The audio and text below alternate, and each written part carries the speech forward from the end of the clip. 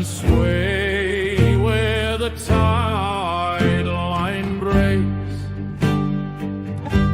A crate from the cutter, burn a cold and worn, whispers of relic, of secrets unborn. Loose tides they carry us far, through smoke and shadow, by lantern and star. What the tide takes, the tide will give in Kelpwood's alleys. Only the bold live.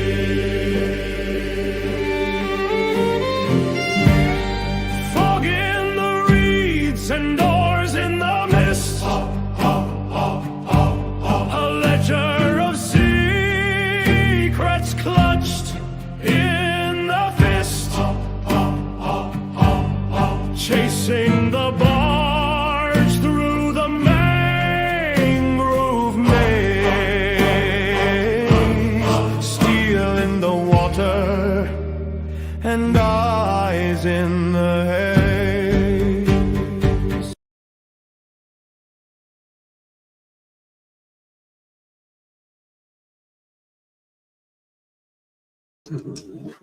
Hey there, role players, gamers, geeks, freaks, and everyone in between. Welcome back to Deacon's Table. I am Deacon Luz, the resident dungeon master, and this is, of course, our mini-series, MiniAdventures. This is part 2 of Loose Tides. It is the tracks in the marsh, and we are going to take a moment, and I'm going to go from left to right across the screen, and we'll do some introductions. I'm just going to take a moment myself backstage while everybody is introducing themselves. So we're going to start off with Del. Del, you are the first up. Who are you, and who is it exactly you are playing?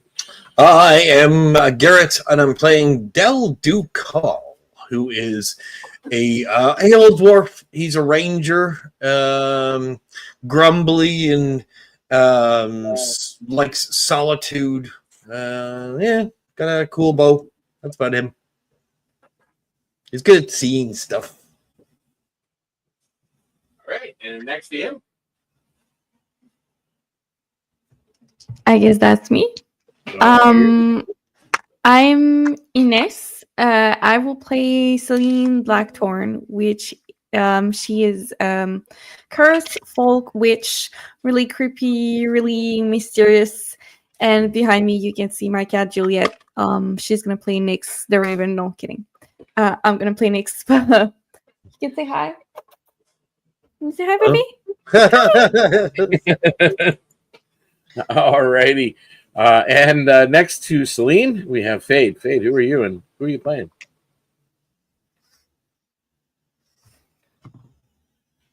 Muted. There we go. Hi there. I'm Jenny, and I'm playing Fade Zamora. She is a draconic sorcerer, affinity to a spirit dragon, force affinity.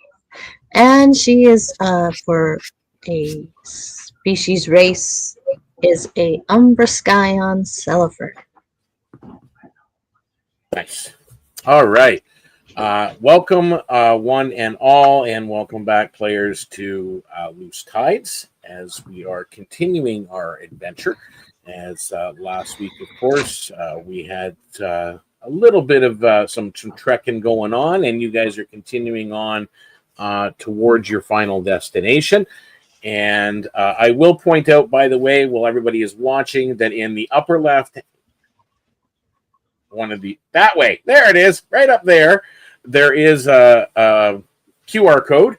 If you take your cell phone and you scan that QR code, it will take you directly to our link.bio page, which has all of our available bios and social media outlets, including our Discord server, where you can join up and become part of the Discord.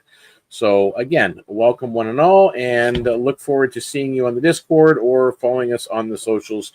But in the meantime, we're going to take that down for a moment, and we're just going to kind of get get started a little bit here. I'm just trying to figure out how to turn that off again. There we go.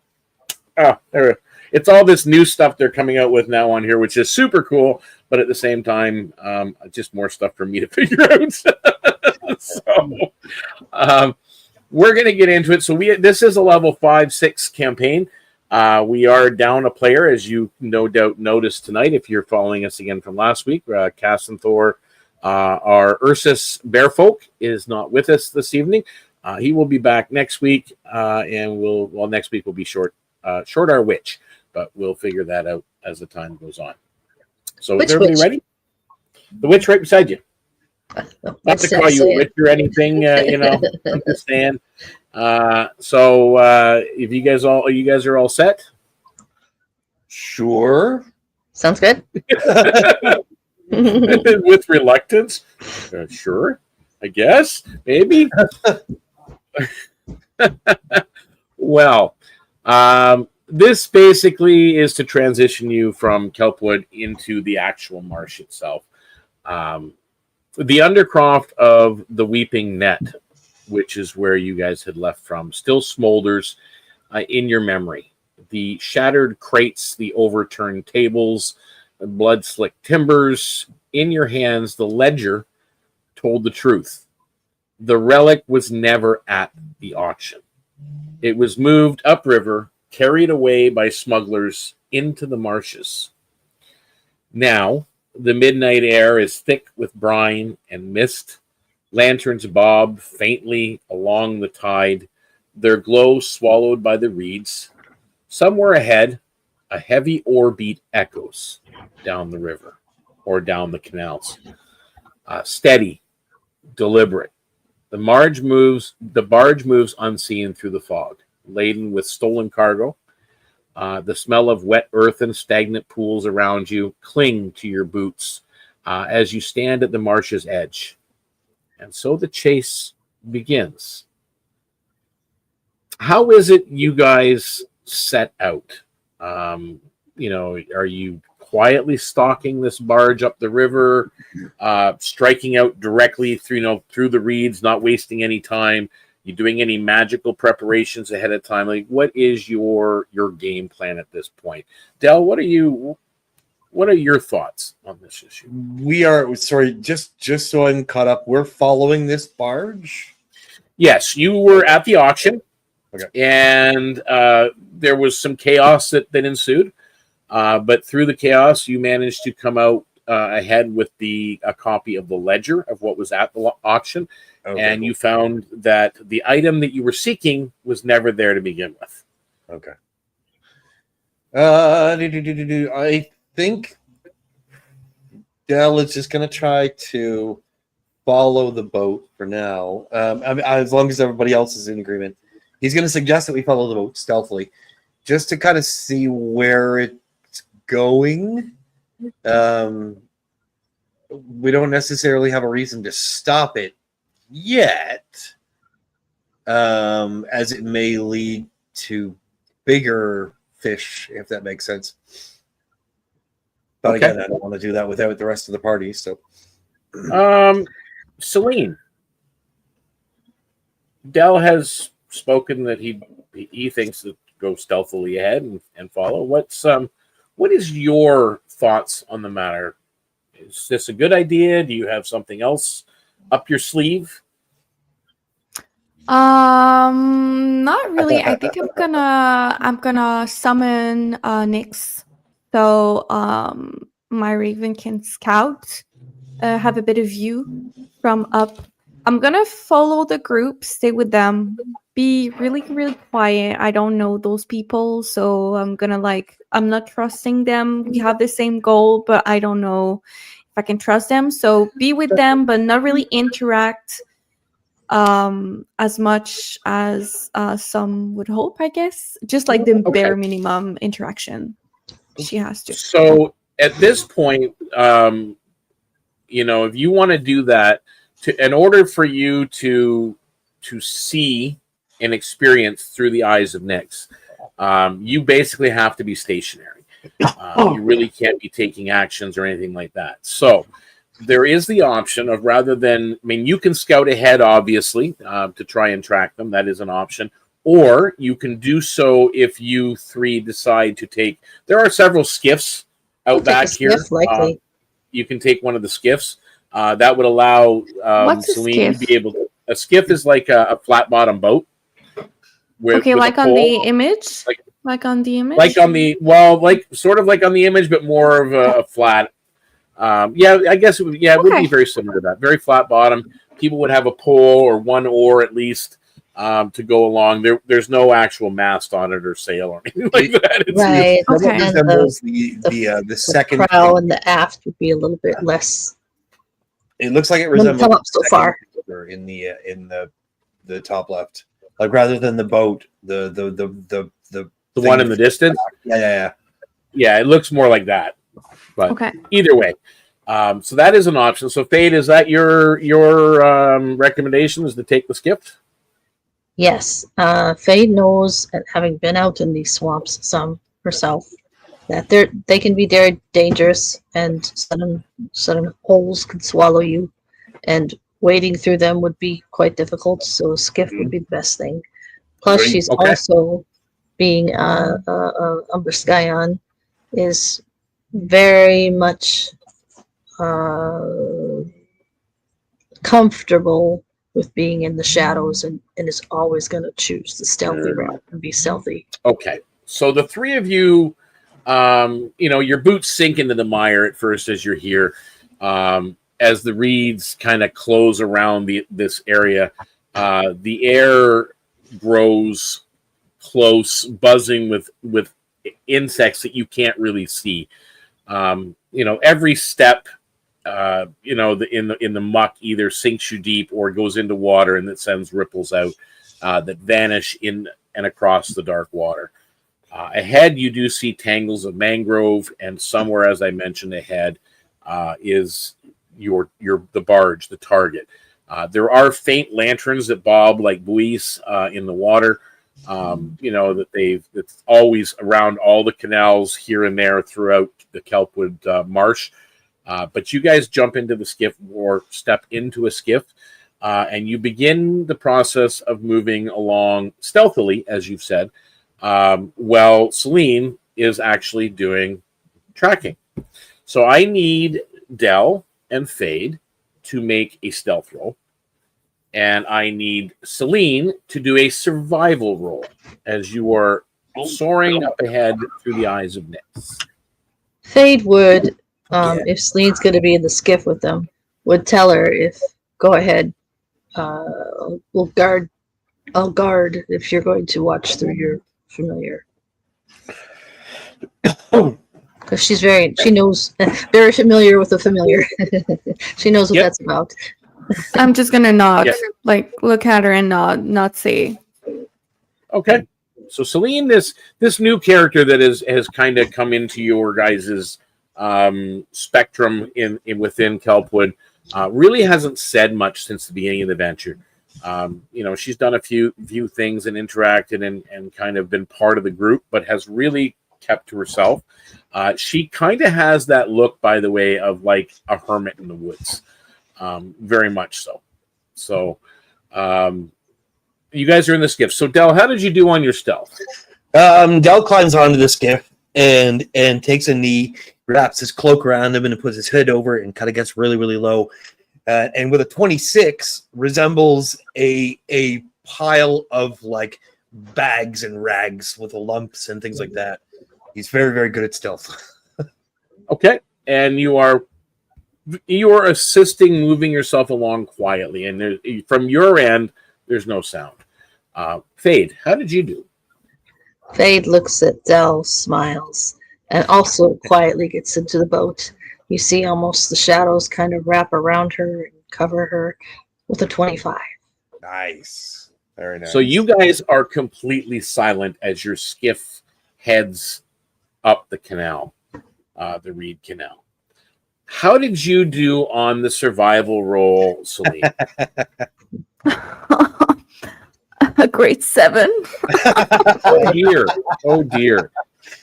Well, Yeah, you guys are in pursuit. You know that you are moving upriver. You do catch a glimpse of a few, floating lanterns as you're flying above. However, you really don't see the barge ahead as you're going. Sorry. That's okay. We'll see Okay, when so we run up on them. You guys are moving forward regardless, and after about an hour. Oh, sorry, guys, I just want to pull something up here. Oh, I'm going to go. We've got a hiya fam from Kiri. Hello, Kiri. Welcome. And we've got a Torn in here. Oh, that's Cass is actually watching. There you go. Oh, sweet.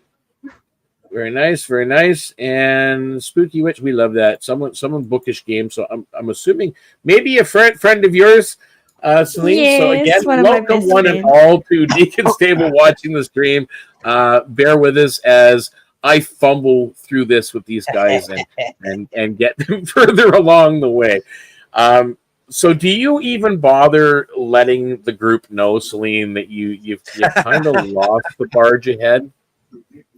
No. Of course not. I'm Okay, so just she's pointing quietly- direction. Well, She think seems like it she's is. meditating quietly, looking forward. You guys assume that she's kind of I trust spotting her. ahead. Sure. And you guys do move a little bit forward. Okay, I just wanted to make sure I make a note of something here because all these rolls do have an effect. Just so everybody is aware, there is from every roll there's always an effect with something. So I have to make careful note. And unfortunately, somebody has removed my pen from my desk. Oh, there it is. I found a pen. It's not my pen, but it's a pen. Never fails. So, and we get. All right. As you move forward, the reeds kind of come in, and the canal. Well, it's a typical swamp canal. It's wide at parts, narrow at other parts. The reeds either kind of surround you or part out in different spots. At one point, the reeds part, like they surround you for a little bit, and you push forward, but then they part as you push into the marsh. You have officially, at this point, left Kelpwood's immediate lanterns behind.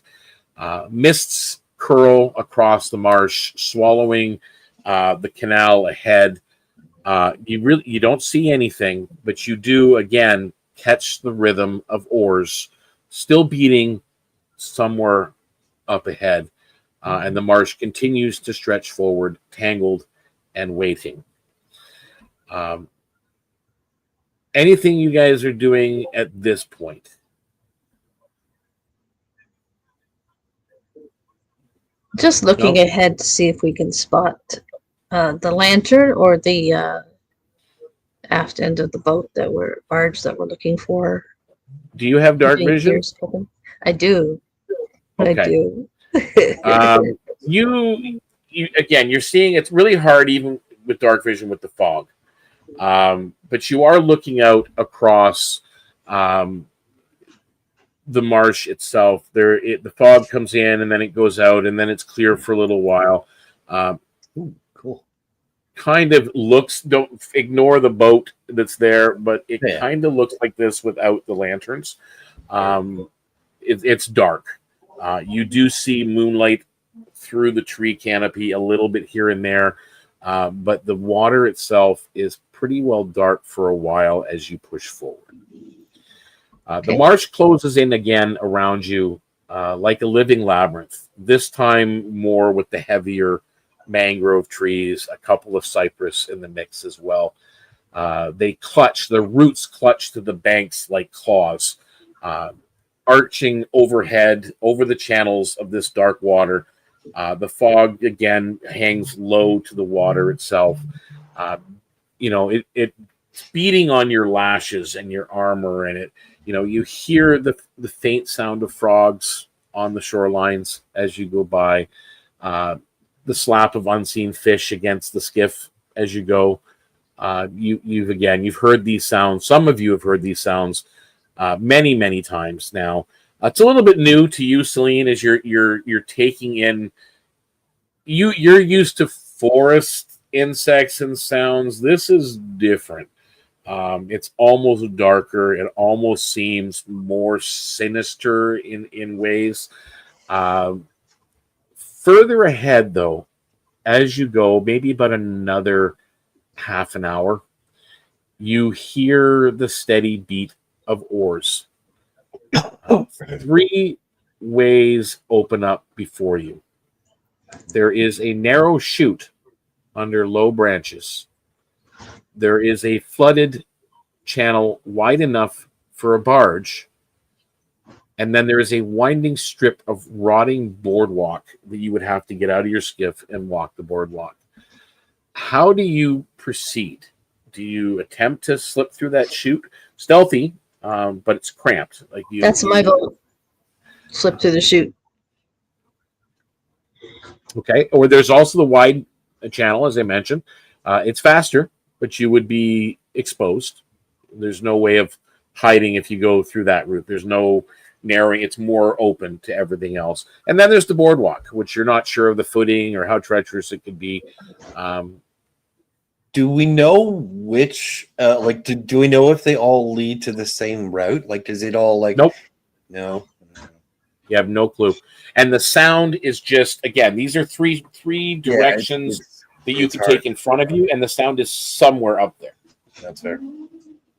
And from what, Del, you not so much, because again, well, actually, Del is from Kelpwood? Sorry? Was Is Del Del from from Kelpwood? No, not originally, no. No, okay. Fade, you definitely know that any one of these could either lead completely in the wrong direction, or they could all just meet up, 100 yards ahead, because that's the way the walkways and the channels and the pathways go around the Kelpwood. I will trust Fade's judgment because Fade's been through these, like, in this area, not this specifically area, but knows more about the surrounding area than I do. So, Can I also roll something to check if I see evidence of passage of the barge we're following, like broken branches? Make me a survival check. Oh, can I help her on that? Oh, yes, you can.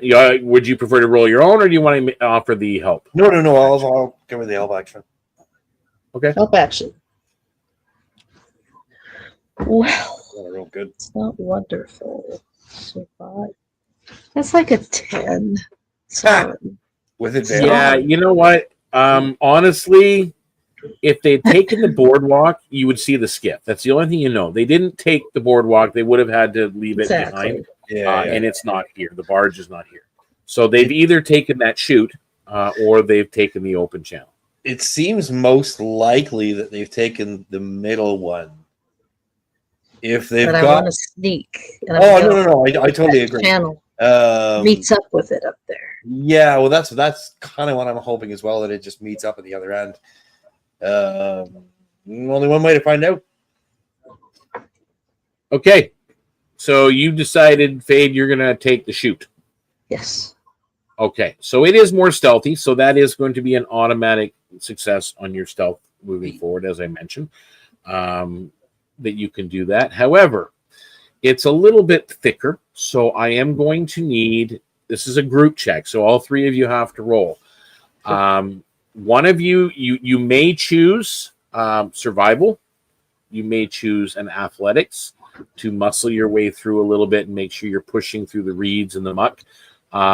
You may also choose perception to make sure you are on the right path as you continue forward. You can choose the same or different ones for each of you, so it all depends on what you're looking for. Sometimes being different is better. Sometimes, well, it's I've not. got a high perception and survival, so either one. I did perception. Okay, well, I'll do survival then. And what about you, Celine? Yeah, what did you want to do? What was the 3? Perception, survival, and There's athletics, survival, and perception. athletics is my worst.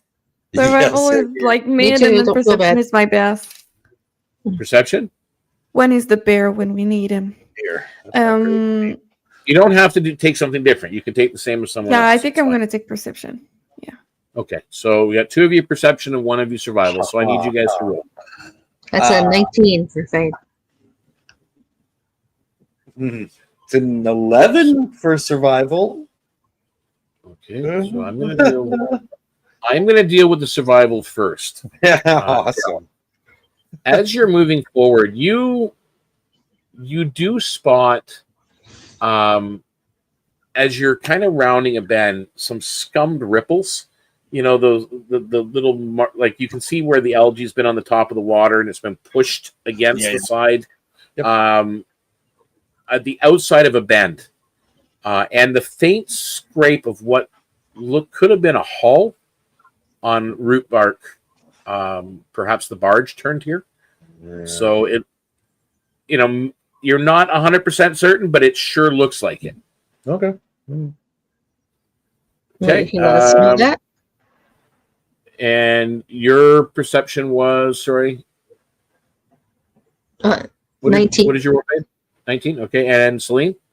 26. Oof. Okay. So both of you. Wow. I had a nat 20, guys. Nice. Oh, okay. So through the vapor, between the 2 of you for sure, a pendant gleam skates across the water. There's lantern glass ahead.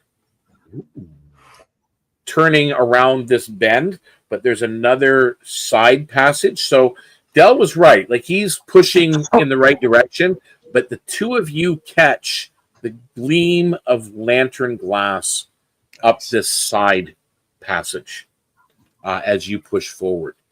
I would move my pole to push, pointing it out to Del Light, and take that side passage. Now, as you guys push forward, a croak cuts the fog.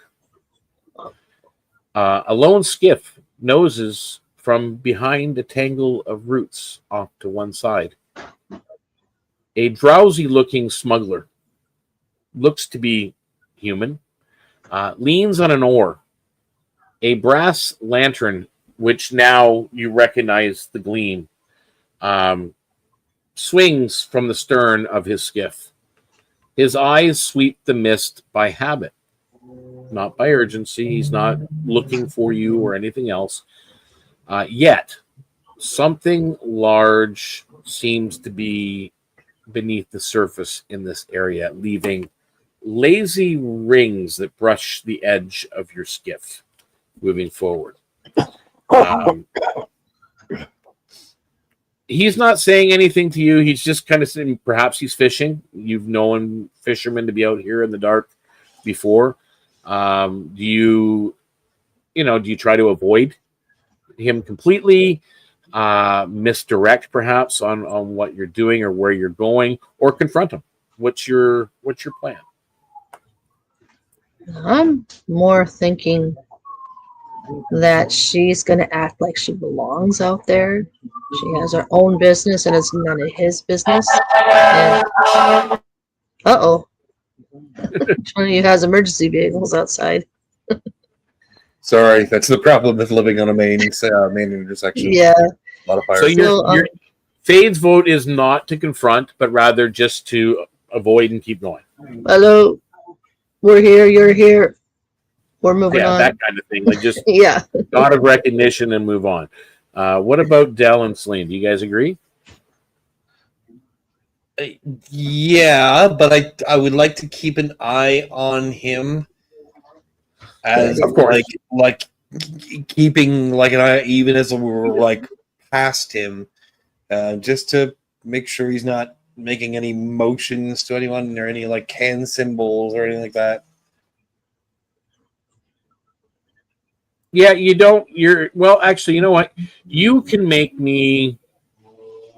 Actually, before we go ahead, Celine, what's your vote on this? Can I prepare a spell just in case? Okay. Just be ready. What kind of spell are you preparing? Like an attack spell? Can I do hold person? Prepare it? So yes, you can. So you are preparing a whole person spell Yeah. just in You case. have to say what your Yeah. trigger would be. Just in case. All right, that's fine. And So Dell, we'll you need to trigger. make me a perception check. So you can roll me perception and fade because you've chosen the path. That's better. You need now before we do that. You need to make me a stealth check, and the two of you making the check can do so with advantage because of your rolls last scene. Well, I rolled a dirty 20. Okay, 19. What did I Stealth roll? check. you don't roll anything, Celine. You're Oh, just okay, preparing okay. your spell. Oh, are we Okay, getting sorry? I rolled a 19. That's another 25. Okay, Again. so the lantern light guides you enough out of his path that you're able to kind of successfully avoid passing too close to the other skiff. Perception wise, with that high of a roll, Del, you do note that he didn't directly do anything, but you do notice as you're passing, he kind of moves the lantern from one side to the other for whatever reason. Instead of just letting it hang on the one side of the wall, he just switched it to the other. It seemed out of place. For no reason. I'll ready my bow just in case. Not aggressively, but I'll take it out and just keep an eye out. Yep, no, that's fine. That's fine. I'm just checking something to see how much of this he has noticed other than the skiff. Did he notice spellcasting? Did he notice? No, he did not notice that. And no, he did not notice that. Okay. So you guys managed to go forward, avoiding the lookout bandit who was on the shoreline. He's clearly, well, you're thinking he signed ahead. But you're not 100% positive on that at all. Your skiff's lantern dwindles to, the lantern light of the skiff behind you dwindles to that of like a glowworm, and then it's swallowed by the fog. Somewhere ahead again, the orbit resumes, steady, patient, and sure. The marsh opens into darker channels, and the scent of cold stone hints at caves that are perhaps yawning just beyond the mangroves.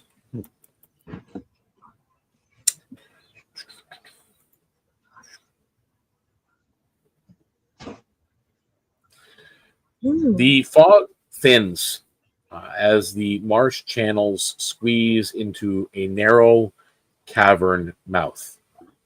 Water laps against barnacle-crusted stone, and the air smells of salt and wet moss. Inside, the cave echoes with hollow drips, and crude planks serve as makeshift docks. Crates lie stacked on rock ledges, some marked with spiral shell chalk. The rhythmic beat of oars has stopped here. The barge you see off to the side and tied off. Shadows are moving faintly across those stone edges of the cavern and across the planks. What do you guys do?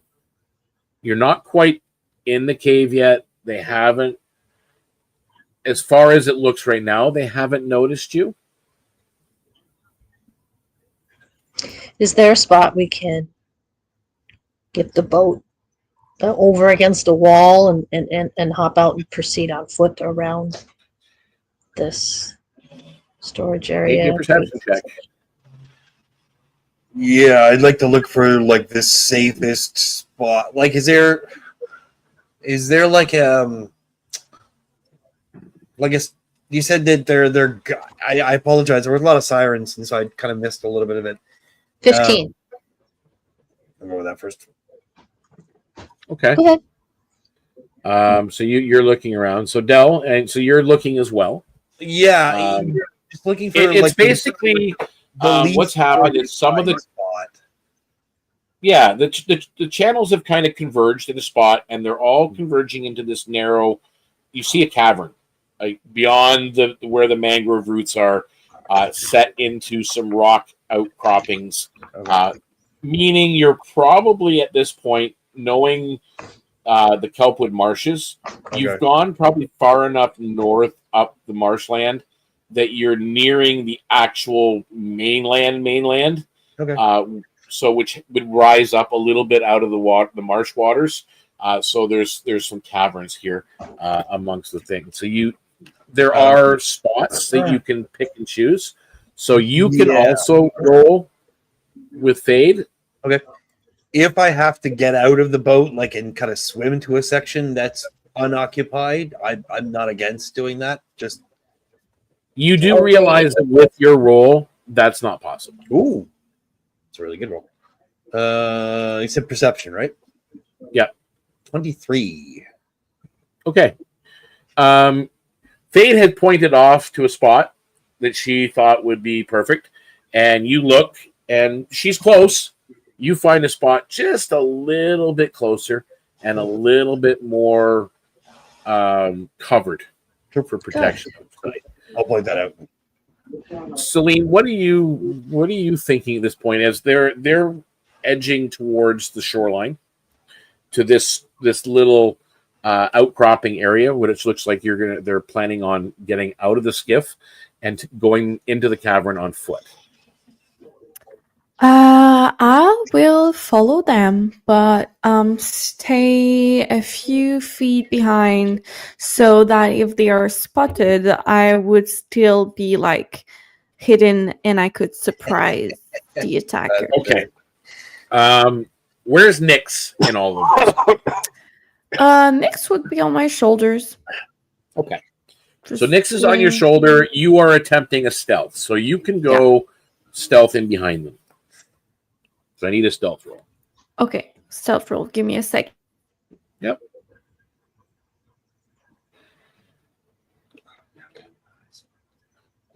Gross. Okay.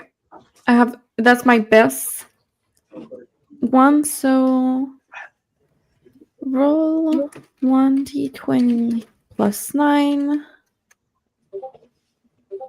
19. 19. Nice. Okay. So you're pretty quiet. You guys are kind of off to the side. You guys have gotten out of the skiff, Dell and Fade, and you're leading the way forward. Behind you, Celine is there somewhere. You see her for a moment, kind of the back corner of your eyes. You look back in the shadows, and then you look back again, and you don't really notice her, but you're assuming she's there. As you're proceeding forward, you get to a spot where you're a little bit closer, and again, they seem to be unloading cargo and shifting stuff around. Couple options at this point. Do you try and get a better look at the crates?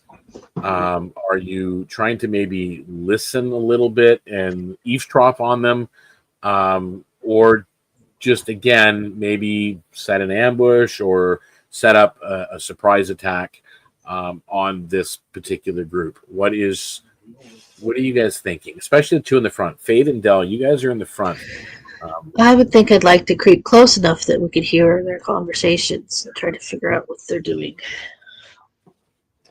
What do you think, Dell?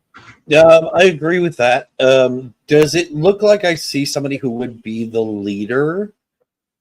Does there look like somebody who is in charge more than anybody else? Make me an investigation roll. Or actually, no. Make me an insight check. Sure. I'm better at that. As you're looking for behavioral differences. Oh, great. 8.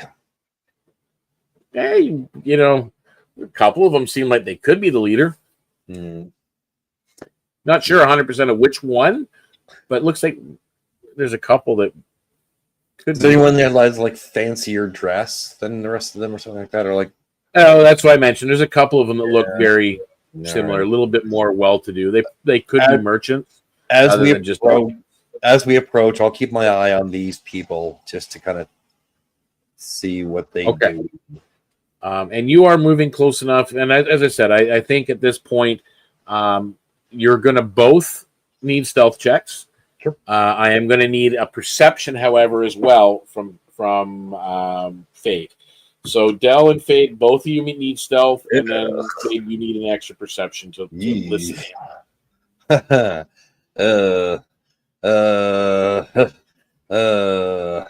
So not very quiet. I'm taking it though. Thank God I've got a high one? stealth. 10. Okay. But was it a natural one? No, 2. Close. Okay. 2. Okay. How did you do, Fade? You're muted. Muted. Glad it's someone other than me for a change. 15 on the stealth. Okay, so you're fairly stealthy. 18 on the perception. I'm the quietest dwarf that ever been. As you guys are moving closer and you're being very quiet and you're listening, Fade, as you go, you hear, Fade, one of the smugglers say something about a red shell buyer waiting at the next handoff. You've heard that phrase before, and again, it's a very black market term.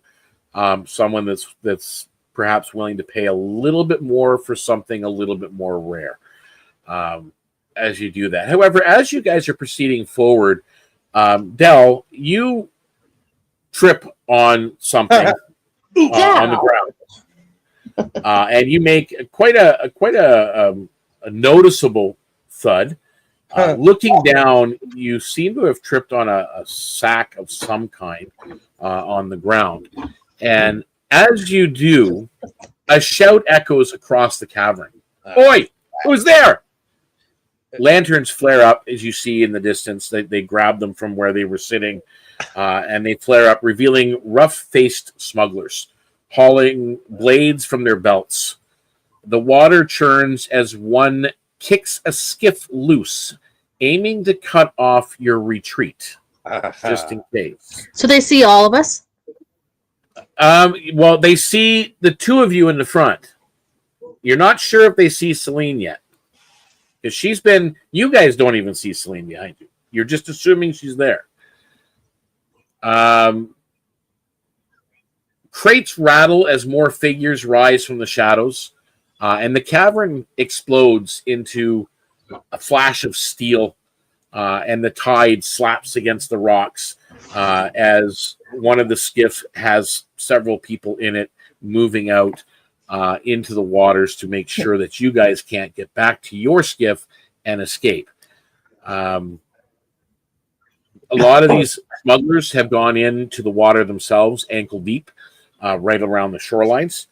Gone in like swimming? Again, well, no, these rocks rose out of the water. When if where their skiff was, it wasn't just floating; it was kind of beached, and they kicked it out a little bit. So they've just kind of walked into what looks like maybe only about 3 or 4 inches of water in the cavern, at least where they are. There looks like there's some deep spots in here, but right along the shoreline isn't one of them. Their blades catch lantern light. Scout whistles ahead sharply, signaling the others. Some of the crates tumble down from the ledges and out of the way, and the sound of steel and shouting, some crashing wood. It's all echoing through this cave. Like it's a cavern, so the sound is really engulfing, and the stench of salt. And of course, as you're getting now closer and they're approaching, you get that musty tang of a sailor's aroma. You've smelled on the docks before. These are clearly some dock workers. Currently, there is one now that you're closer, and they're coming closer. There are 3 thug-like individuals, and then there's one that is clearly now better dressed than the other 3. Although one of the 3 looks to be like he takes care of himself maybe a little bit better as they move ahead. So I'm going to need at this point initiatives. Can I try a little parlay? You can try on your initiative. On my initiative. Okay. Yeah, you did not gain surprise on these guys. Actually, you lost that with. Thanks. That's Alrighty. Yeah, sorry about that, guys. It happens. Roll. It happens. Oh, that's good. Jeez. Well, that's a Okay. whopping 11. So Initiative. Fade gets an 11. Celine, what did you roll for initiative? 19. Nice. Nice. 19 for Celine. And Del, how did you do? 22. Nice. Okay. Top of the round is Del. Well, stealth is kind of out the window, so okay, I'll take a couple of shots at I'm gonna try to shoot at the leader guy. But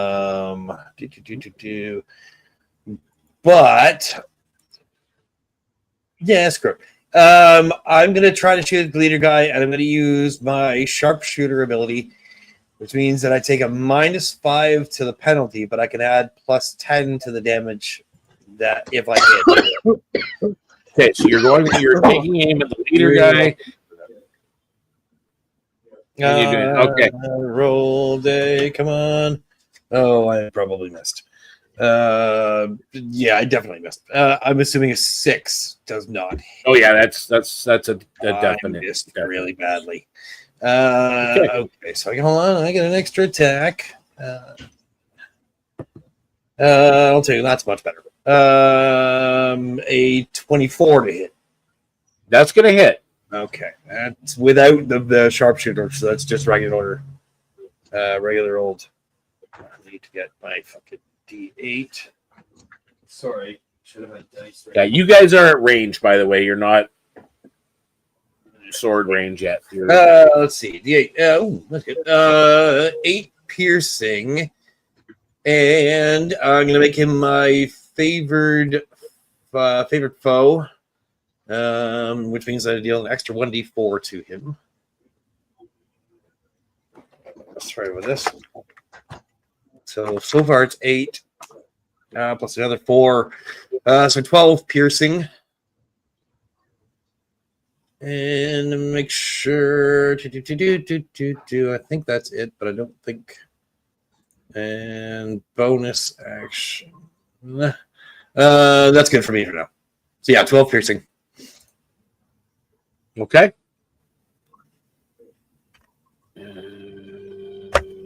Okay, and that brings us to Celine. Now you are, as far as you know, you're still hidden. So if you do something noticeable, you will be seen. I would like to cast suggestion on the leader. He needs to make a wisdom save. And if he fails, he will follow a reasonable sounding command. Command cannot cause obvious harm. Does a 15 save? It doesn't say on the sheet. It would be your spell DC. Should Your be spell somewhere save under your spell casting. Okay, let me 1 second. I'm used with D&D Beyond. If it's on Beyond, it'll be on your spell sheet. Spell save DC? Yes. Yep. It's She would 14. also have to move within 30 feet to use it. Oh. It's got a 30-foot range on it? Yep. Yes, it does. Okay, so you become visible as you pass Fade and Bell. You walk up between the two of them. You're basically, there's 60 feet between you and them. You are now 30 feet ahead of Fade and Dell as you move ahead and you look at him and you cast. So what was the spell save DC again? I think it was 14. Okay, so his 15 then would save. Okay, F me then. So what was your suggestion? Because he still hears it in his head. Yeah, okay. So my suggestion was tell to your crew to lower their weapon. Okay. All right, so that's what you've done. You're not sure whether he's going to react to it yet or not. You don't know if it's even worked yet or not. You've cast a spell, and that's the way it's gone. We now go to Fade. You're up. Yeah. Fade would say, we don't want to hurt you, but we are, and we're not here to stop you, really. We just are after one item. Can we talk? Roll me persuasion. That would be, oh, that's an 18 persuasion. 22. Okay. He kind of looks at you for a moment as he's got an arrow sticking out of him. Hey, sorry about that. And he's kind of scratching his head too, because he inside of his head he had this suggestion to have his men lower their arms. And then he just kind of looks at you and looks to his men, and he goes, "Hold." So the three thugs around him still have their crossbows out, but they're not currently pointed at you. And the one that's in the boat has a crossbow, and it is not currently pointed at you. Speak. What is it you want? We're not here to judge you or your activities here or all this. We're tracking one item, a relic, that was supposed to have been sold at the, and she would say the name of the place that they were at where the big fight had broke out before. And we were the high bidders, but the item was not there.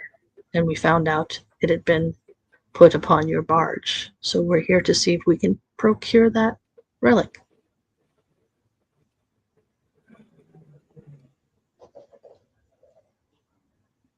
He thinks and he contemplates for a while. You guys can come out of the dark. And his men lower their crossbows. They still have their hand on their scimitars, but they do lower and belt their crossbows. And the one skiff seems to be coming closer. So you are after a particular item, are you? Yes, it came out of a chest that was drawn up out of the sea. Is that right, Deacon? Yeah, the Okay. barnacle encrusted. Barnacle encrusted. Yeah. Which I believe I Held had. a relic. A relic that once was aboard. Holds a relic. Yeah, Very was important. aboard a certain ship that went missing. Well, it's a good thing that we didn't decide to spill blood. It would be for waste, because the Yes. item you seek is no longer here. As he You like- points out of the cave to one of the side channels, there was another barge here waiting for us just moments before you came out of the fog, and it continued that way. I see. Do I believe him? Does he seem like he's telling the truth? An insight check. While she's doing that, I'm gonna have to look up to him and say, "What was Ooh, in that's a that nat 20. So that would be a Who are you asking? 24. You asking the head guy? really good. Yeah, the leader guy that I shot. To be honest with you, I really don't know. Didn't open it. I was told not to. Hey, but you And must when have the heard people that we're working for tell us not to do something, it's usually a good idea not to do it. Hey, but there's no like rumors or Those anything, no heads. like stories around the campfire about what might be in it, Sailor passes. Rumor has it that it controls something from the deep. That's what he tells you. Rumor has it that it controls something from the deep. And Fade, yes, you believe him. Definitely. I know that Yeah. that's been out there, and we've been trying to stop those guys. So they did a handoff. And you guys all hear one of the other smugglers again grumble about this red shell buyer And you also hear the words Crimson Gale. Okay. Like the red shell buyers of the Crimson Gale. Have any of us heard that before? Yeah, and can I roll a history check on the Crimson Gale? They can actually roll a history check. Del, Del, where was it you were from again? The north. That's a 15. Oh, the north. 15. Fade, something is... You're not 100% on this, but you're pretty sure the Crimson Gale has something to do with the Scarlet Reaver. So far. That the Scarlet Reaver runs for the Crimson Gale. You're not sure if they run for them or they're running from them, but the two are somehow related. Okay. You, in the back of your mind, that thought is there. I'm assuming you haven't said it openly to the smugglers or anything else. But and the one guy says, and if we're all good here, we do have other business to attend to. We will proceed then. Can they go back to their skiff, and can we go back to our skiff and head out the way he said the other barge went? Yes, you can. They're not stopping you. One of the smugglers, Fade. Yes. The one in the skiff, as you guys make it back to your own skiff and you start heading out, he's looking at you with a different look as the others. Like recognition? Bingo. He recognizes you from the Bryan Court Bazaar. And you, for a moment, recognize him. So he knows what you are. He knows you're a storm Marked witness. me a storm witness. Okay. So you're pretty well sure of that, but you guys are let leave as you go. And you head out down the way. And the last echoes of this cavern fade behind you, leaving only the drip of water and the slow lap of tide against stone shores. Yes, Celine. Yes, before I go, can I go next to the guy who was shot an arrow and give him one of my potions, the healing broth, and look at him, wink at him, and be like, "You should take care of that, honey," and then smile with all my non-brush, ugly smelling teeth. Okay.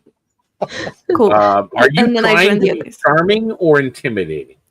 Charming. A little bit of column A. Roll me a persuasion. Oh my god, okay. I wasn't ready for a roll. Persuasion. Okay, and I'll have a great. Just trying to hit on the captain. That's funny. A 16. Okay. You can write this on your sheet. I will make sure I'm going to try and remember this, but you have now a +2 rapport with black market smugglers. Hey. A +2 what? Rapport. +2 R-A-P-P-O-R-T. rapport. What's a rapport? R-O-P-P-O-R-T. It's like a renown. Reputation. P-P-O-R-T. Yeah, reputation. Oh. Favorable Okay. outlook. How they Yes. look. And it's the with a smuggler? +2. Black market +2. smugglers. Black You are market. friends with black market smugglers. Nice. It was going to be a +1, but because you also healed him, it's a +2. Nice. That's Thank you. amazing. Nice. These are You never connected. know. We might Yeah. need their assistance further down the road. Oh my God. So you guys pretty much have gotten proof, at least to your satisfaction, that it has been moved further up the canals, bound for another barge, perhaps deeper upwards. But now you're also heading in a north. I guess it would be a northeastern direction. As you go. you get to a spot where it's really difficult with just the three of you to get through with the skiff. It looks like you see where they've gone through, but obviously there's probably been either they've had assistance getting their barge through, or they've just got more people. But it looks like it's going to be difficult. So you guys can attempt to continue going forward. There's no way you'll be able to do it quietly or stealthily, but you can continue forward on water, or you can just take the edges and kind of go in ankle deep of water yourself and go up on the mud banks and the stone here and there and move forward, depending on what you guys want to do. Do you think we could stay in the skiff and pull through the narrow gap? Push the pole along. As I said, you can. It's going to just take you a little bit longer, for sure. I What have do you an think? idea, but I don't know if it will work or not. And I'm probably just thinking like a cartoon here, but would it be possible to grab onto the back of the skiff and kind of jump in the water a little bit and then cast Zephyr Strike to make it go faster? Or to like push us through? That's I don't know if that's what it's designed for or not, but it's really not, but I mean, it's a creative, and okay. Sure enough, you push yourself forward a little bit faster through this area and the marsh parts a little bit, and at one point you actually get to a spot that is now it's really overgrown and tangled with mangroves above you, and there's vines that are connecting. It's really overgrown, and you can see the bottom of the swamp beneath the boat, and you're bottoming out a lot. You do see. I need perception checks to see exactly what you do see.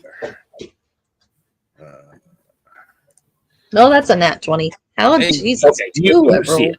Come on. Right off the bat. You notice footprints in the mud. Ooh, that's also pretty perception? 22 for me. Okay. Not a You notice footprints as well. What did you roll for perception, right? Yes. Yeah. Okay. 21. 21. Okay, all of you over 20. So you all notice the footprints. You also all notice there is no scuff marks or drag marks from a skiff or a barge. Oh, no. Do any of you have detect magic? Celine and Fade, roll me Arcana checks. Yeah, so I do have detect magic. I was gonna say, try casting detect magic, because maybe it's like illusion hidden or something like camouflage. It might be, but I suggested Arcana first for a reason. No, I don't want you guys wasting your spell slots. 20. 14. 20. 14, you're not 100% certain, but with the 20, you sense residual magic. So magic was used in this area where these tracks are moving forward. I will give this information to the group. Looks like maybe they illusioned away or erased all their tracks as they moved through here. Yeah. Yeah, you can't tell a school of magic with Arcana, but you just know that there is a residual magic in the air. I mean, obviously, you guys are noticing one thing. When you're in the skiff, it's weighing it down, and you're bottoming out. So getting out of the skiff is a definite must at this point. Sounds like we have to, yes. Yeah. But you got to, you're thinking ahead with your perceptions that you've noticed that, okay, even if they had jumped out of the skiff, if their skiff is loaded with smuggler's cargo, it's still going to be weighed down. So obviously something would be needed to make that thing weigh less. Yeah. If you're getting the idea. Yeah. And something So we need to make what weigh less? The barge. The barge. So they must have gotten out of the barge and pulled it. I wonder if with they some use sort of like spell on it to make it. yeah, like if they use like a shrink spell. Yeah, or something floating like that. disc spell or something. Floating Yeah. disc or, Yeah. something of that nature. Okay. Well, can we wade through pulling the skiff? Yep. You guys Behind? get out of the boat and you pull your skiff along. There's nothing now in your boat. So it really doesn't weigh down. It doesn't bottom out at all. But it's close. And you notice that as you're kind of moving ahead. So we are going to do this.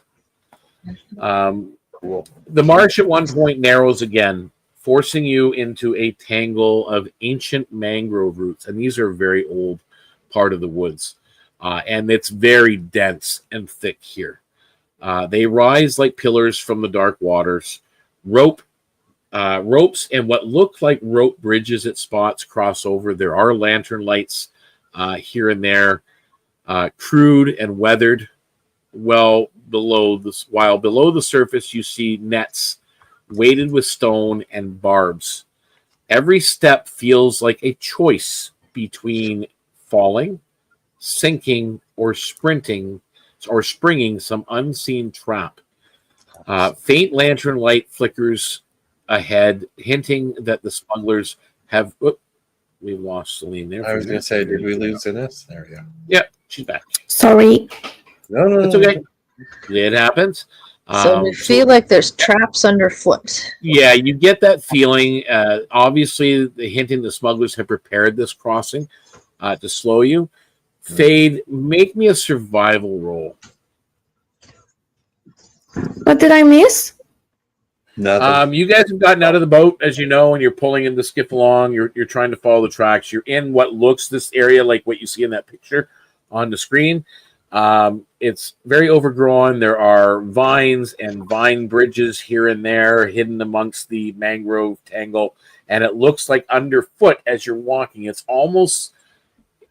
It seems like there's a trap waiting at every step. So what did you roll, Fade? 19. You're getting the feeling, and you've seen the marsh environment similar to this. This is an area that would be close to the delta of the Silver Vale Run. It would also be, probably considering how far you've been traveling and in the direction, you were probably north of the Siren's Eye Grotto and the Leviathan's Coil. Okay. So you're near the river delta. You're near where the marsh meets the river and that area, and it's very dense. It's very overgrown here as you go. So how do you guys proceed? Do you climb through? Do you try and go the way you're going, just cutting the nets as you go? That's, again, it's up to you. Are you checking for traps? Are you trying to avoid them? Or are you trying to go above them? What is your plan, guys? Del, what are you doing? I mean, I'll be looking for traps specifically, I think. Okay, so you can roll me an investigation. Fade, what are you doing? Oh, God. It's noisy. I was thinking of Kathy. Are you trying to look for traps? Are you trying to, going up in the trees a little bit? Or are you trying to kind of just avoid? I might try to get up in the trees a little bit to. Okay, you can roll me an acrobatics. Celine, what is your take on this? You see the dwarf focused on the water and the netting that's there, looking like he's looking for what springs the traps. Fade seems to have taken to climbing up out of the water, balancing on the roots and the rocks, holding onto branches. What are you doing? That's it. The water's not high enough so that we could swim horizontally, right? It looks like if you go a little bit out away from the shoreline, you can probably swim. Maybe swimming under the nets that are there, traps. You just mute. You're muted. I muted myself instead of muted. What are the trap looks like? What are They're nets. They're just the way the nets have been laid out. It has the feeling that it's meant to stop So you or slow you they are down. like at the top of the water, like floating? A lot of it's either just below the surface or along the surface. They go down a little bit, but it looks like you could probably swim down and under the nets. I think I'll try that. Okay. So you're going to attempt to swim beneath the netting. So you're going to make an athletics check. So let's go back to Dell. Dell, as you're moving forward, you're trying to check the traps. Mm-hmm. I learned this from a rogue. He was the master rogue, and he taught me everything he knows. And for that, I rolled a 4. Okay. Well, sure enough, you're going down and you're checking out this net, which you're pretty sure is a trap. But as you're reaching around, your probing hand snags a cord that's not part of that net. And as it does, the nearby lantern flares as a weighted dart trap fires towards you. Make me actually, you and you, Celine, you've dived under. So Fade and Dell, make me a dexterity saving throw, please. All right. That's cocked. Now, whoa, there you go. 18. Natural 20 for 25. Okay. You guys take 1 point of damage as a single dart hits each of you. What the And hell? several others go flying off in different directions, hitting the water. I'm gonna have Fade. to have a chat with that rogue. What was your role, Fade, with What was I rolling again? It was a 15, but I forgot what my modifier was. Was I rolling it? Oh, acrobatics. Oh, right. That's an 18. 18. Don't have to. Even with the dart hitting you, you manage to keep your footing across slick bark patches, and you reach the far side quietly and safely. You do eventually get to the other side as well, Del. And Celine, you've taken to swimming. What is your athletics check? I was trying to figure out something else, so I didn't roll. I'm gonna roll now. Okay. Picked my dice up and threw it.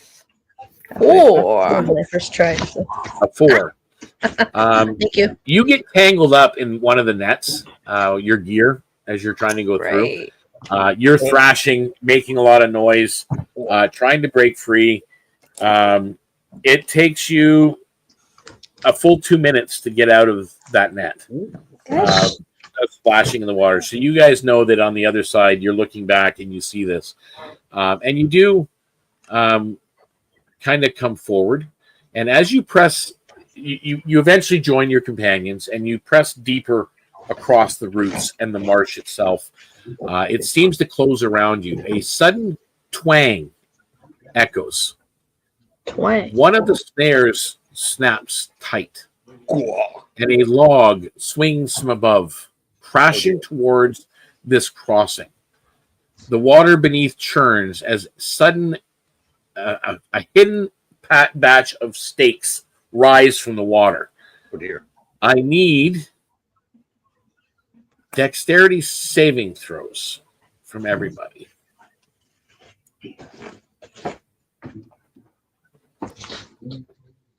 It's not horrible. And tell me which one you're trying to avoid and how you're doing it. The swinging log or the rising stakes. So, Del, what did you roll? I rolled a 14. Okay. I'm going to try to dodge the log. All right. You do successfully because you are, again, shorter in stature. You actually drop into the water. You're pretty much on your hands and knees at one point, and the log swings above, and you do get across, or you're crossing without that thing hitting you, at least this time around. Fade, what were you avoiding? Well, since I was kind of up out of the water and trying to make my way Probably through the log? trees, the log. Yeah, I rolled a 16. Okay, same thing. You manage this time. You go over the log as it swings, and you're going. Celine, as you're moving forward. I'm confused. On my sheet, I have saving throws, wisdom, charisma, constitution, but I don't have dexterity. If you don't have it listed, that means you just roll it and just add your normal dexterity modifier. When you're proficient in a saving throw, all it does is add your proficiency bonus to the saving throw. Okay. So I do. And it is dexterity, right? Yes. Yeah. Now, are you avoiding the stakes or the log?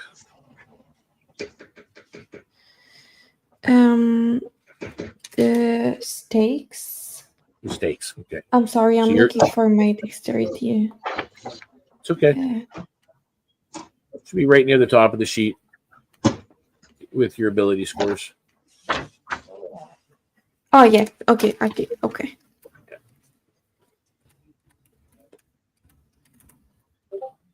11. Okay. You're moving ahead. You see Spike comes up and you kind of avoid a patch there. But as you're stepping forward, you step onto more that were just beneath the water, and you take 4 points of piercing damage. Okay, great. As you step on it. But you guys do make it to the other side. You haul yourselves past this last of the roots, dripping and a little battered in some of our cases, but you're still pressing onward. Ahead, the marsh widens up again into a narrow waterway where torchlight gleams off a barge's hull. Seems like the final leg of the chase, and perhaps the smuggler's last stand awaits ahead of you. As we go to... Dun, dun, dun, dun. Da-da-da-da. And Cool. does anybody need a quick bio break? I think I'm okay. I think I'm okay. You're all good. Anybody need a drink? It's fine. It doesn't matter to me. We can take a quick break if you like. We're at the hour and 20-minute mark, so I'm good. Man, Okay. gun. Spear gun. So the marsh opens into a narrow channel where torchlight glares against the fog. A flat-bottomed barge creaks heavily under its load. Crates lashed with tarred rope. Smugglers shouting orders. Poles scraping mud as they struggle to push the vessel forward. The relic is here. Hidden amongst that cargo, it has to be. The channel's high roots crowd close, leaving no room to pass. This is your moment to strike. How do you guys launch the interception of this other barge? Are you just kind of ambushing from the roots where you're at? A direct assault across the water? Are you trying to board the barge? Head on? Like, what's your intent here? Can we see how many people are on the barge? Yep, you do see 5 individuals. These guys look a little bit tougher. All of them look a little bit tougher than the last group. And there is, you recognize Fade as a captain. He's a barge captain, and he's a pretty large fellow. So can I try again to talk to them first? You haven't engaged yet. They haven't really noticed you yet. So you can, if you choose to, you can shout out and get their attention and try to interact. That is your Quick whisper to Del and Celine.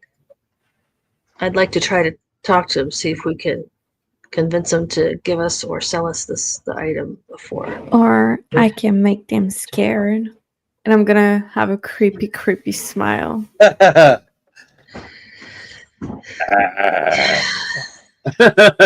might not work. And if it doesn't, then they're gonna be mad, and then we have to fight. I just want to see if I can persuade them first. Save the creepiness in case the talking doesn't work.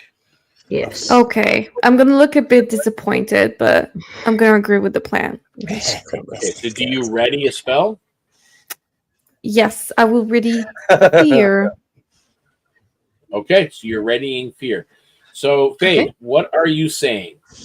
I would say And hold. So you say hold. We come to discuss the possibility of retrieving a relic that shouldn't have been sent upriver through the swamp and is now here with you. We're willing to pay handsomely, but this relic doesn't belong here. Can we discuss this? Roll me perception or a persuasion, sorry, or intimidation. That's up to you. That's a 17. Or let's see. Now, what is your? By the way, what is your renown with the storm witnesses? I would do a persuasion, so that makes that a 21. And my renown with storm witness, I think it's 2 or 3. Let me double check.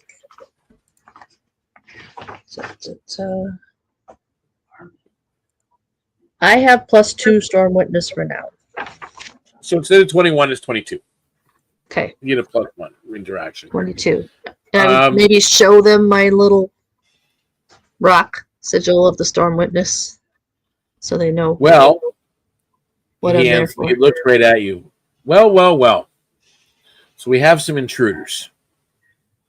And you're trying to tell me that something we have doesn't belong here. Well, I'm willing to talk, but I can tell you very much that everything on this cargo belongs exactly where it is. Now, unless you're willing to talk trade, certainly we have nothing more to talk about. Do we have anything that we can trade? I'm gonna whisper that to Fade. Yes. What? Depending on what he sees. I understand you have the said item because you had a buyer you thought might pay or trade for it. So I guess I would need to know what would required for us to take it off your hands before that.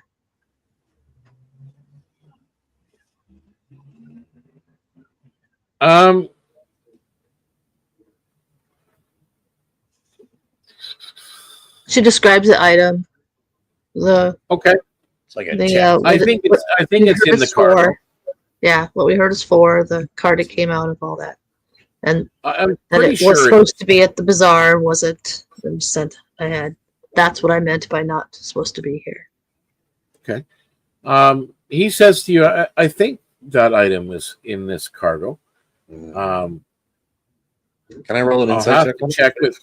Yep, you can. Yeah, never mind. Natural 1. Okay. Yeah, you think he's telling the truth. He says, I'll have to check with my companions here. But one of them is kind of moved up ahead to talk to the buyer. Oh no, we're that close. But if you like, we can perhaps discuss this a little bit more. What kind of coin do you have to offer? Would they know what they would want for coin without giving away what she has? You're looking at this cargo. They've probably got about 2,000 gold pieces worth of cargo on this barge. And an individual item, especially if it's a relic, could be equal to that on its own or more. Ooh. Yeah, that was what I was worried about. Again, he doesn't seem to be too knowledgeable on what it may be, or like he just says he thinks that the item is here on this cargo.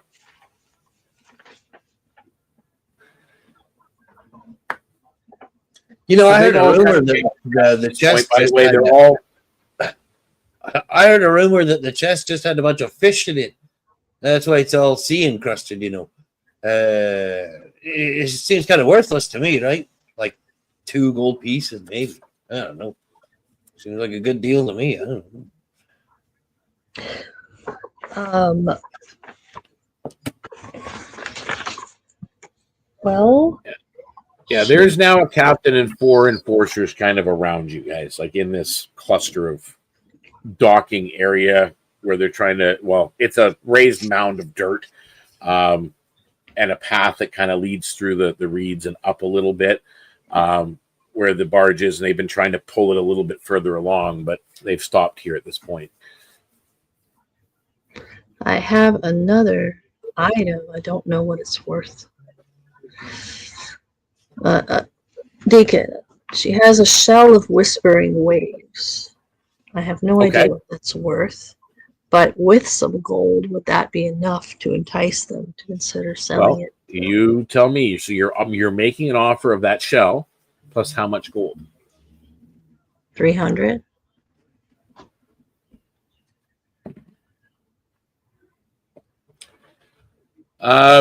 He kind of goes and he turns towards the barge with all the cargo loaded up there. Kind of moves some stuff aside, peeks underneath one of the crate openings, kind of opens it up, peeks over in another spot, kind of looks over to some of his colleagues and gives a nod. Roll me perception, everybody. Yeah, here we go. That's what I was afraid of. That's 16 for me. Okay. one time I don't roll too great. There. Perception? Reaching for weapon. 13.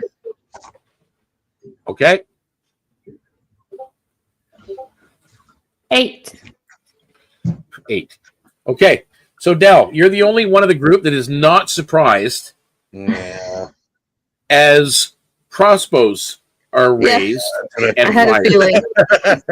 All right. Well, you chose. Del, you can roll me Okay, initiative. you have chosen death. Yeah. Can I Bring it fear on. them now? Can I say? You actually had a held action, Ooh, Celine, okay. so you can act. Actually, wait a second. You're still surprised. So you can act at the beginning or at the end of the surprise round. You can do this.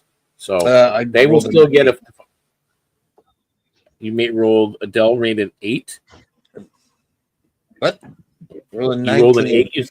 Oh, a 19. Oh, Okay, yeah. 19. 8. Oh, my goodness. Okay, so you actually go first. All right, cool. You notice the crossbows come up. Well, What do you no, do? that's not very nice, is it? I will. How far away are they? First off, They're about 30 feet-ish, around that ballpark. He's about 15 feet, the captain. It's about 15 feet by the barge, so he's closer to you. Well, I might. But as he well hasn't go done anything. Yeah, I might as well go for him. Okay. I'll cast Hunter's Mark on him. Nice. And then I'll try to hit him. I get a whole bunch of damage if I do. So, does a 16 hit him? Yes, it does. He's only wearing studded leather armor. Yeah. Okay, so he takes a whole bunch of damage.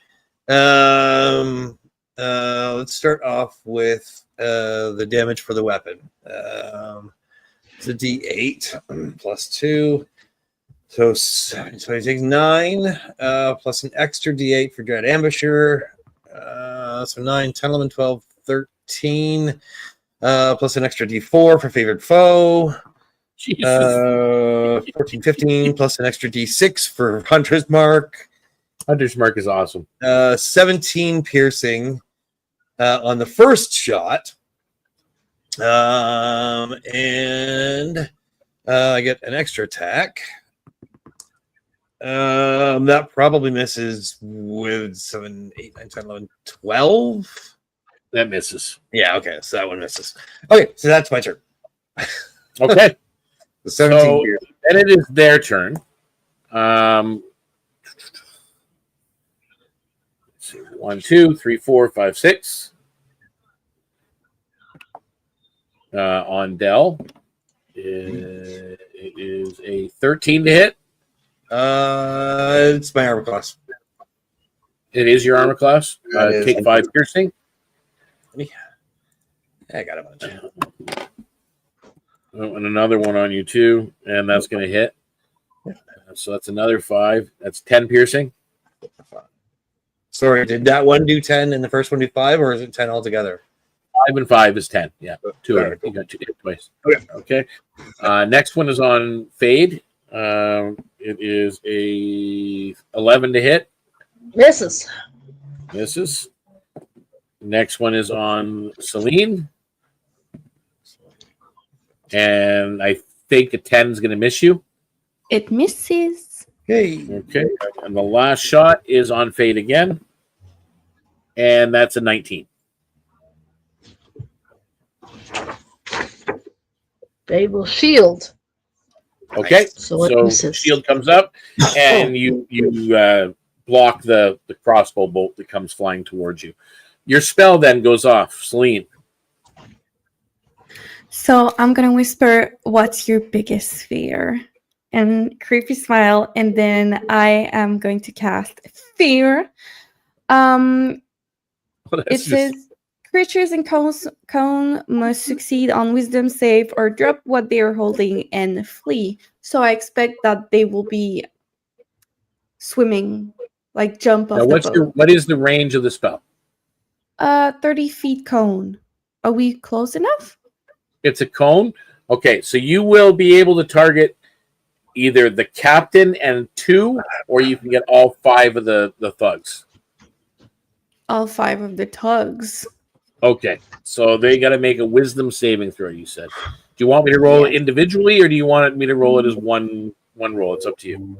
Individually, please. Okay.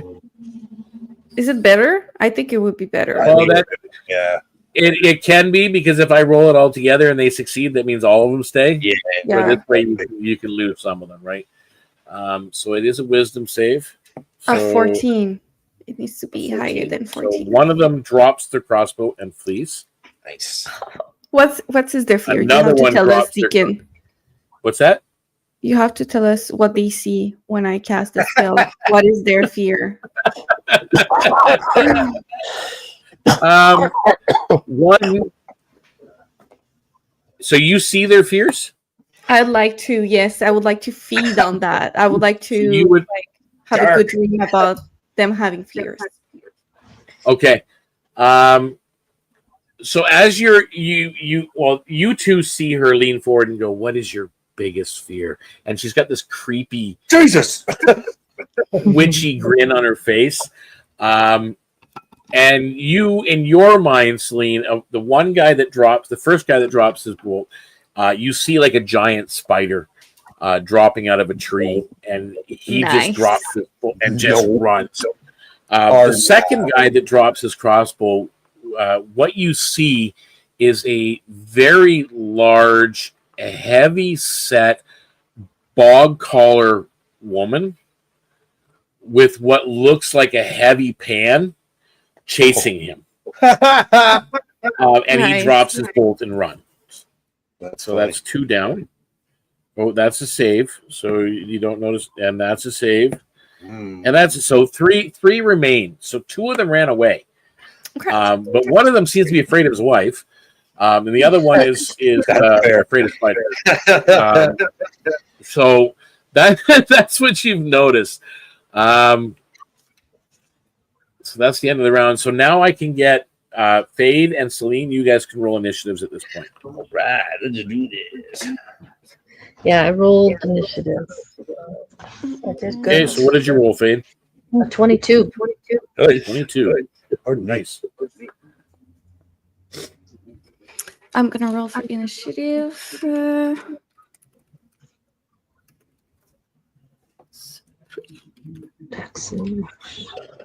15. 15? Mhm.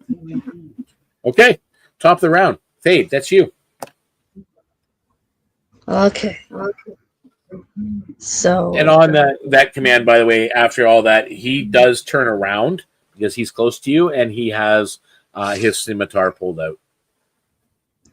Fade kind of gives a little laugh and kind of a wicked grin. So you chose the hard way. You should have taken the deal.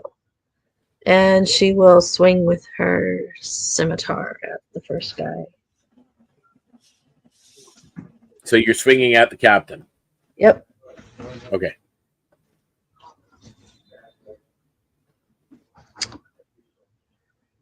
Okay, why do I have my scimitar on here? Oh. This is Fade, not Kaya. My mistake. Yeah. There's a little bit of a difference. Well, you got more hit points, though. Cayenne would be in trouble right about now. I will chromatic orb the fellow. There you go. There you go. With a force orb. Nice.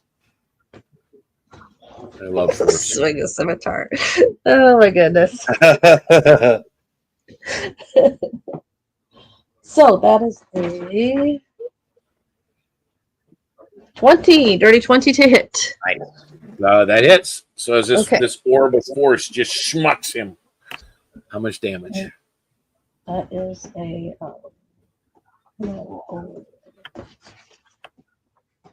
well, you know what? I should just look on my D&D Beyond because it's right here. 3d8. 10.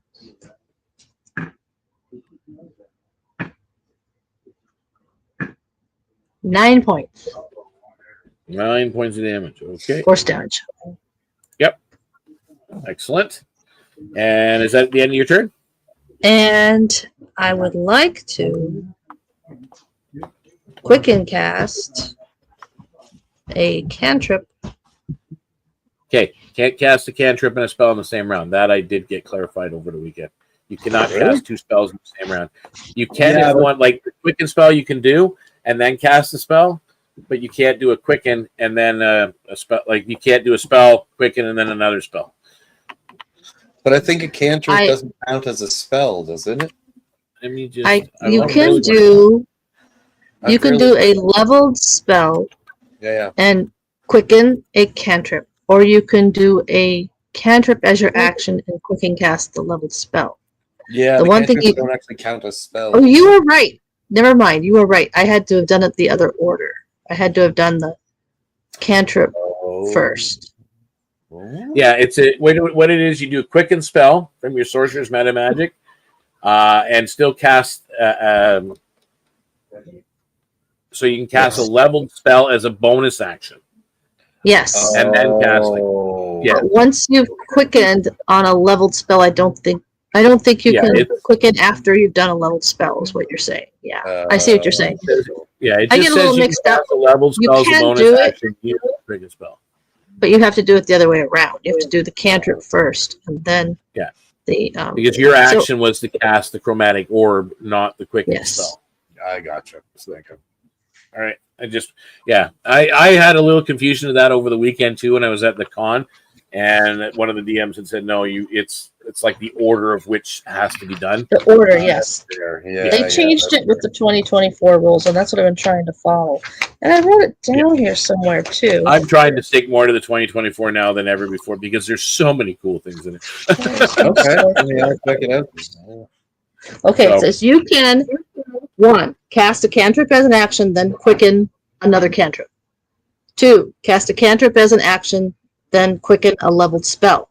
Or 3. Quicken a leveled spell, then cast a cantrip as an action. And you were doing the middle one? Is that what you were attempting to do? I was trying to do the second one quickened after I'd already cast a leveled spell, which you can't do. Okay. Yep. Alrighty. So that's fine. I had just done it the other way around. It's doable, which is what I was thinking in my brain. Yeah. Next round, you can do it that way. Okay. All right. Not a problem. So you've done your damage, and that takes us to Del. Okay. So I realized actually. Am I not playing, or the fear was? No, you're after Del. Oh, okay. I rolled a 19. Yeah, you rolled a 15. He's and because you weren't scared, you had a turn at the beginning. Yeah. I wasn't. Okay. Okay. So I realized I actually get 3 attacks. because Dread Ambusher actually gives me an extra attack. I just read it wrong. I just realized something, Del, just for the record. This is Okay. something, a comment that Kiri made earlier when you were doing that. Yeah, the outboard dwarf motor. Yeah, I thought that was funny. that's awesome. Must have missed that. I don't know what you're talking about. Yeah, that was my thought. I was like, that's okay. So I'm gonna take a shot at the captain. Trying. Yep. Oh, that probably hits. Like 23. Oh yeah, he's Okay. got an AC 15. Okay, so let's start with the damage of this. That sucks.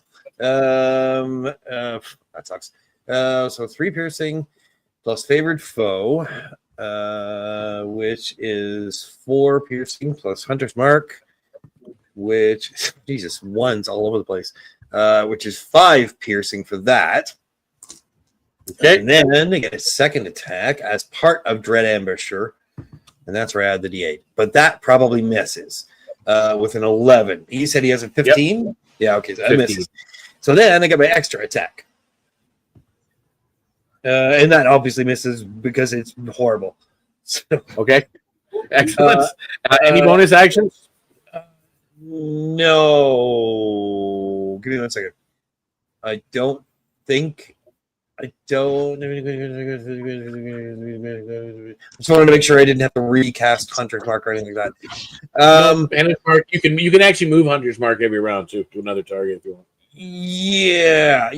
No, I want to stay out of melee range as much as possible, but that's really all I want to do on my turn.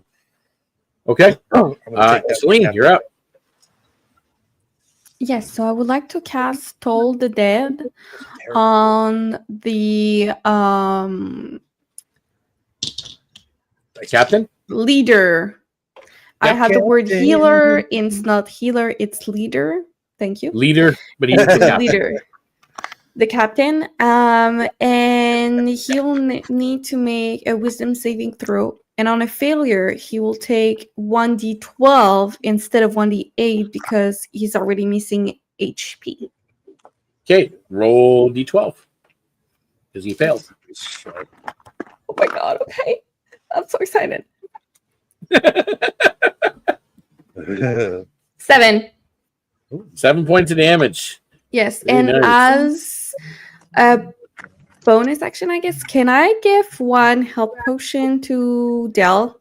Del was hurt, right? Yes, go. Yeah. He Can I did just, take like, a hit. Give him a potion? Like, Yep. That is for a you. bonus action, not a problem. Thank you. And I'm gonna wink at him because I always wink when I give potions. Well, health potions at least. Thanks. Is this like your witchy brew potions? Homemade. I'm neat. gonna give it to him and say it's homemade. Oh, Don't ask the ingredients. I do like homemade recipes. Okay. And that's so my you turn. you pass the healing potion over, and now it is their turn. As the captain will take a swing. Let's see, Del, you've done some pretty massive damage. I tried to he's move gonna- out of melee range as much as possible. Okay, so you took a step back. Yeah, we definitely. Yeah, he's using a bow and arrow, so he would try to Okay. stay. Well, so using the scimitar, then he is still close enough to Fade to make a move towards her, and he will make his attacks on her. So attack number 1, I'm pretty sure, is going to miss you with a 9. Yes, missed. Attack number 2 is a 19. I'll shield that again. Okay. Now, does that shield last till the end of the round? I think To the end of my next turn. Yeah. To the end of your turn. Okay. And, well, this might actually go over it. It's a 22. I don't think it does. Oh, never mind. Meets it. Okay, so it just squeaked through the shield spell.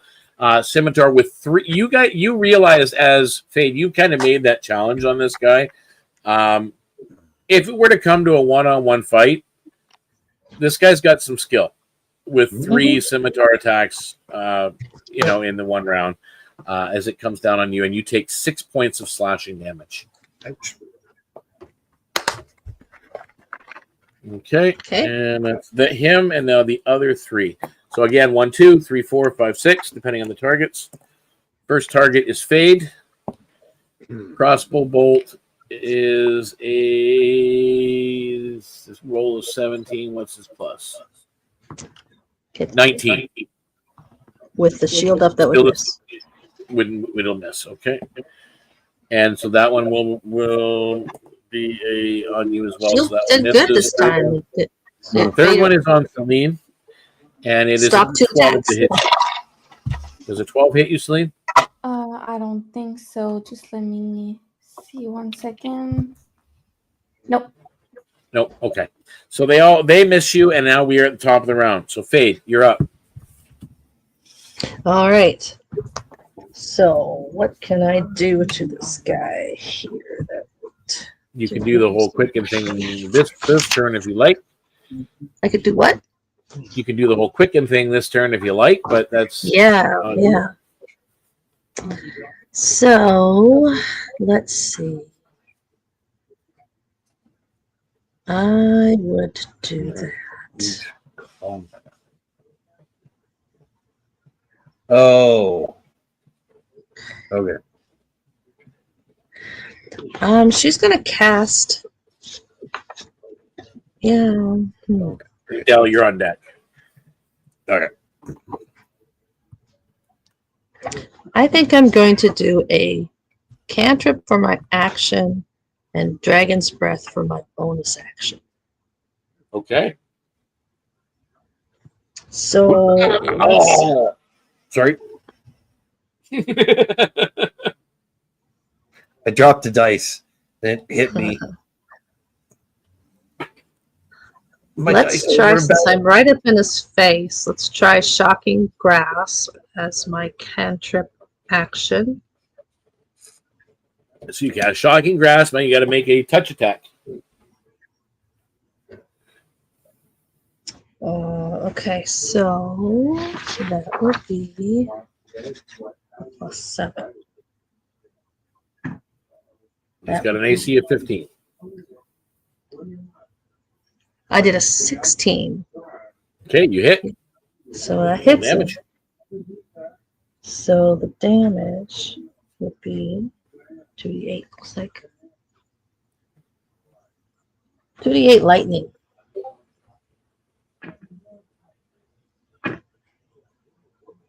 That is 12 points of lightning damage, and he can't make opportunity attacks until the start of his next turn. Okay. So he gets no opportunity attacks. Are you done? No. Then, as a bonus action, that was her action, she's casting Dragon's Breath. Excellent. And that just sets it up. She's going to touch her own shoulder. And she's going to choose her force damage as her damage type. Okay. Now it says that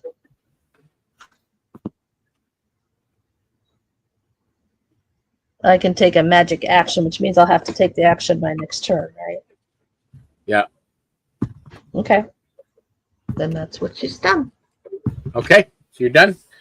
Dell, you're up. Celine, you're on deck.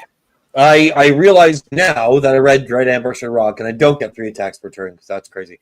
I just get at the very start of combat at the first turn. Anyways, so I only get 2 attacks, but that's fine. So first attack is against the captain with my bow. Ooh, that's probably hits. 26 to hit. And that hits. Max damage for 10 piercing. 10 piercing plus favorite foe. That's max damage. So 14 piercing. 18 piercing on the first shot. He drops. Yay! You did a good damage. And then The other ones are not within melee range. They are.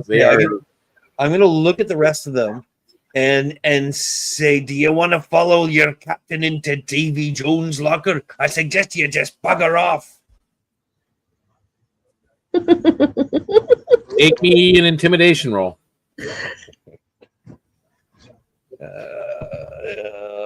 11. Okay. All right. So you've said you made your statement. That's right. Is that it? That's my turn. Yeah.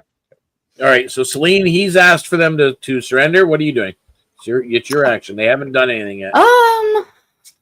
I am going to yell at them and said, you should listen to them if you don't want it, and like your other friends, and start to cast fear again.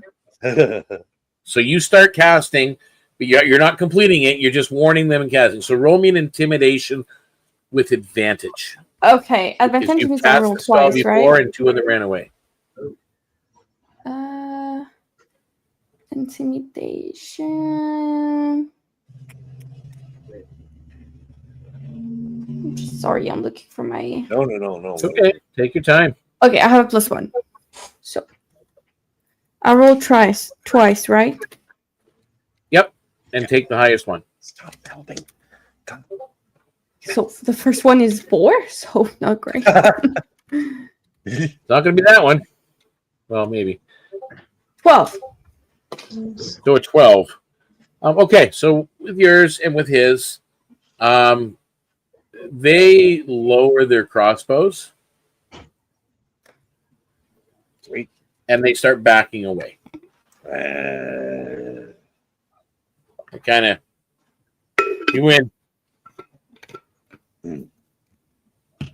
Better to live to trade another day. Yeah, smartest move you've made all day. I'm gonna look upset. Thought of that at first. Oh damn! I wanted to use my spell again. But no one's stopping you. You can still do it. Yeah, but okay, I'm gonna do it. Love it.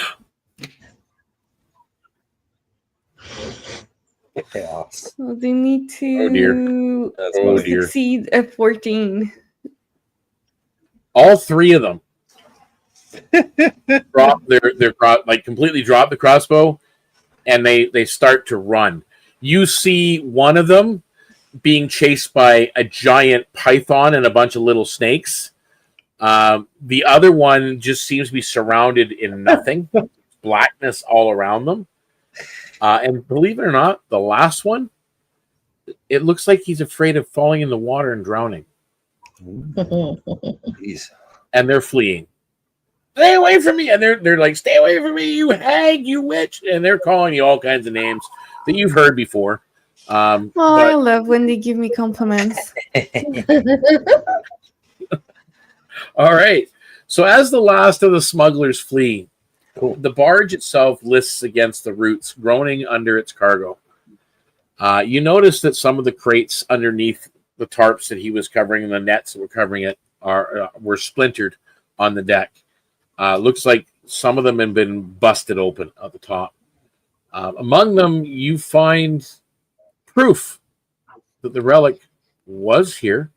You see the empty barnacle-encrusted chest. Trixie. Obviously, the item is bound to maybe that other person he said that took off down the road and further ahead. So we do... Can we Loot the cargo, take what we Yeah. can, loot transport. the captain, loot the cargo, do all that fun stuff? Yep. The battle that you had fought, all Thanes and those bandits are long gone. As I said, the barge lists to one side, littered with broken crates, and there are scattered shell marks everywhere. You find shell marks in pouches and bags. The last ripples smooth into silence, leaving only the hiss of the insects and the heavy, wet air. Amongst this debris, you do find, again, more proof. You find more manifests. You find coded ledgers that you really can't make sense of. And there is a single crate that was opened, and it was barnacle encrusted, but it is marked with that spiral shell chalk. The relic that you're seeking is still in the Kelpwood Marsh, destined for one more handoff And the spiral shell chalk is the markings of the black coral exchange. The fog shifts uneasily for a moment, and you think you see lanterns moving against the current, coming in this direction. Too steady, too purposeful, then the mist swallows them whole, and they're gone. The marsh just seems to swallow the barge as you kind of step back into tangled roots, your hands clutching the proof and the goods that you had gathered up. But unease lingers now in the fog, because somewhere ahead there are smugglers and obviously darker powers gathering for a meeting that will decide who controls this relic and possibly more. Lingering on the waterway, it's still, it's black, it's endless, before cutting to unseen silhouettes in the mist. Voices murmur in the distance, plotting as red lanterns glow faintly through the fog, and the black coral exchange awaits. And that ends episode 2, Cracks in the Marsh. Cool. That was a good one. So, yeah. For those watching, and just so you know, not everybody that we play has the same level of experience. You may have noticed a few times Celine was not accustomed to her sheet or looking for something. And this goes to show, we accept everybody. You can come play in our Discord server with us. We can teach you. If you don't know anything, we can teach you how to play. Isn't that right, Celine? Absolutely. Because I remember Celine started, pretty well, not knowing You anything. taught me. Yep. Yeah. I taught her. She's one of my pupils and probably my prize pupil. To be honest. So again, and everybody here has got different levels of experience, and you are all welcome. So again, I'm going to put it back on the screen just for a brief moment. Let's bring our QR code up. So scan the QR code. If you don't have a phone with you and you want to go to it, it's link, LNK, link, lnk.bio/DeaconsTable, and that'll take you to all of our socials. And the very top one is the Discord server, Deacon's Table, where you can become familiar with Foreverland, our all original campaign setting, and the 70 plus original ancestries that you can play, and the dozen or so original character classes that you can play. The kitty. Hello to the kitty cat. Hey, Dave, how are you? I hope you're well. But again, you guys did really well, and I hope everybody had fun. Yeah, had fun watching. What you guys have, other than the manifest and all the rest of that stuff that's there, you each get 78 shell marks. 78 shell marks? Shell marks. That's the shell coins, the currency that's used in Kelpwood. Okay. You also get 355 experience points each.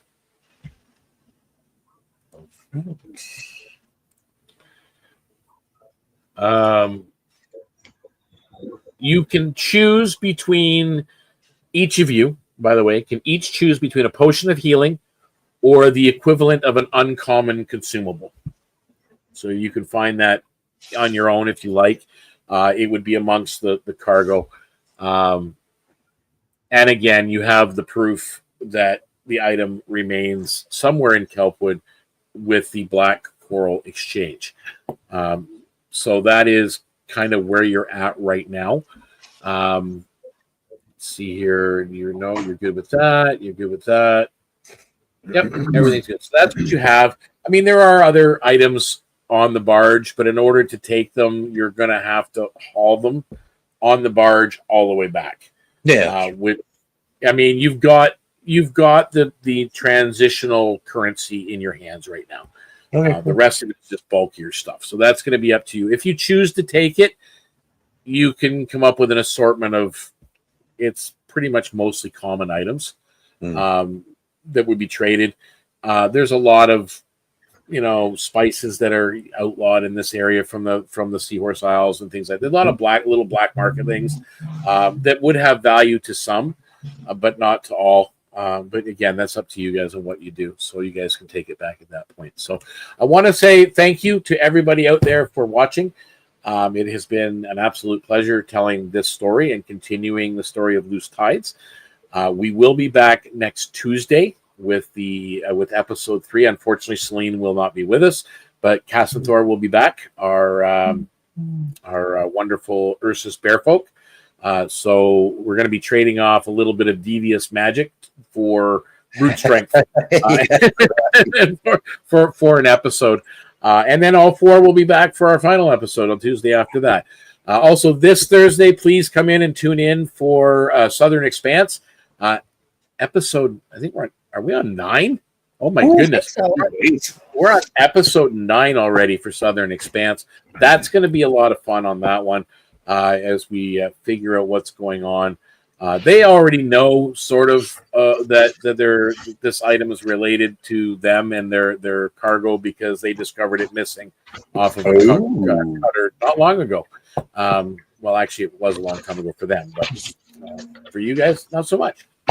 So anyway, thanks again, guys. I am going to say goodbye to our viewers. Thank you again for joining us. And until next time, guys, may all your rolls be critical.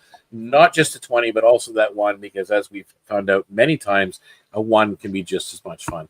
Bye for now, everybody, and thank you so much for joining us. Bye.